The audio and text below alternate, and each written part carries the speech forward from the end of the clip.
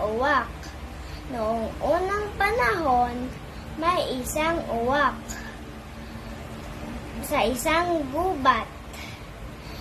Isang araw, ang uwak naglakbay ng matagal at siya'y nauhaw. Naghanap siya ng tubig, pero wala siyang mahanap. Nanghihina na ang uwak at hindi siya nawalan ng pag-asa. Habang lumilipad ang uwak, may nakakita siya ng bahay. Pumunta ito at nakakita siya ng palayok. Pero ang palayok, ang laman nun ay alalim na tubig. Nag-iisip siya ng paraan kung paano niya nga iinom. Naisip na niya ang paraan kung paano.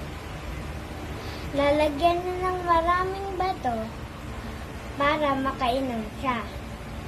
Lagyan na niya at nakainom. Tinawag niya ang mga kaibigan niya para uminom din ng tubig. Nawala ang uhaw nila. Nagpasalamat lahat sila kay uwak. Dito pinapakita ang katalinohan ng uwak upang makamit na hinahangad.